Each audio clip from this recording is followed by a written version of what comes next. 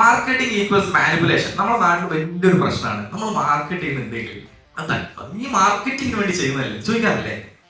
ഇതിന്റെ ഉദ്ദേശം മാർക്കറ്റിംഗ് അല്ലേ?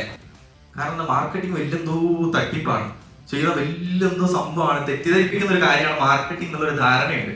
ഈ കഴിഞ്ഞ ദിവസം എനിക്കൊന്ന് ഇന്നലെയാണെന്ന് ഫേസ്ബുക്കിൽ ഞാനൊരു പോസ്റ്റ് കണ്ടു. ഒരാള് ഒരു സൂപ്പർ മാർക്കറ്റിൽ പോകും.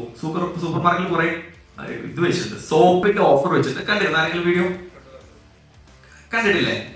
അതായത് അവരെ ഒരു സോപ്പിന്റെ അപ്രോക്സിമേറ്റ് കറക്റ്റ് പ്രൈസ് ഓർമ്മയില്ല, ഒരു സോപ്പിന്റെ റേറ്റ് അപ്രോക്സിമേറ്റ് 10. അവരൊരു 3 സോപ്പ് വാങ്ങുമ്പോൾ ഓഫർ പ്രൈസ് 10% എന്ന് പറഞ്ഞിട്ട് ആ 3 സോപ്പിന്റെ വില കൊടുക്കുമ്പോൾ 35. അത് ഓഫർ പ്രൈസ് 35. നമ്മൾ ഓരോന്ന് വാങ്ങിയാൽ നമുക്ക് 30 കിട്ടും, ഓഫർ പ്രൈസ് 35. ഇത് കണ്ടു കഴിഞ്ഞാൽ ആൾക്കാർ ചോദിക്കുന്നത് തെറ്റാന്ന് പറയാൻ പറ്റും?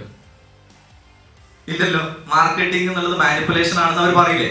കാരണം ഓഫർ എന്ന് പറയുമ്പോൾ ഓഫറാണ്, അടിപൊളി ഓഫർ കിട്ടി. പക്ഷെ നോക്കുമ്പോ എന്താ 30 എന്നുള്ളതിന് പകരം 35. നമുക്ക് കിട്ടുന്നവരോട് പറ്റിക്കുകയാണ്.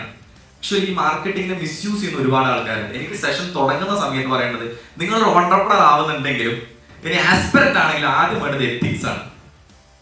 എത്തിക്സ് ഇല്ലെങ്കിൽ നമ്മൾ കെട്ടിപ്പണിക്കുന്നത് അത്ര പൊക്കത്തിൽ പോയി കഴിഞ്ഞാൽ അത് ഒറ്റയടിക്ക് പൊളിഞ്ഞു വീഴും. So first of all ethics ഉള്ള മാർക്കറ്റിംഗ് ചെയ്യും.